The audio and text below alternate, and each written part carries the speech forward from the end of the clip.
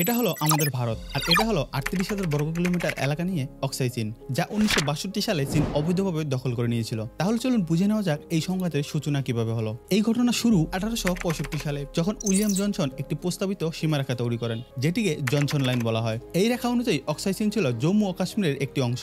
পরে ১৮৯৭ সালে ব্রিটিশ আধিকারিক জন চার্লস এই সীমারেখাকে অফিসিয়াল বাউন্ডারি হিসেবে স্বীকৃতি দেন। এরপর ১৯৪৭ সালে ব্রিটিশ সাম্রাজ্য থেকে স্বাধীনতা লাভের পর ভারত সরকার এই অঞ্চলগুলোকে নিজেদের অংশ হিসেবে গ্রহণ করে। সেই সময় চীন অক্সাই চীন নিয়ে কোনো রকম কোনো আপত্তি প্রকাশ করেনি। কিন্তু ১৯৫১ সালের পর থেকে পরিস্থিতি আর বদলাতে শুরু করে, কারণ চীন তিব্বত দখল করার পর প্রথমবারের মতো অক্সাই চীনের প্রতি আগ্রহ দেখাতে শুরু করে। পরিস্থিতি আরো গরম হয়ে ওঠে যখন চীন গোপনে এই অঞ্চলে একটি রাস্তা নির্মাণের কাজ শুরু করে, যেটা শিনজিয়াং এর হোতান থেকে তিব্বতের রাজধানী লাসা পর্যন্ত সংযোগ স্থাপন করে। পরে ১৯৫৭ সালে এই রাস্তা তৈরি সম্পূর্ণ হলে ভারত প্রথম জানতে পারে যে চীন অক্সাই চীনকে কার্যত দখল করে ফেলেছে। শুরু হয় সীমান্তে সেনা মোতায়েন করা, আর অবশেষে ১৯৬২ সালে সেই রক্তাক্ত যুদ্ধ।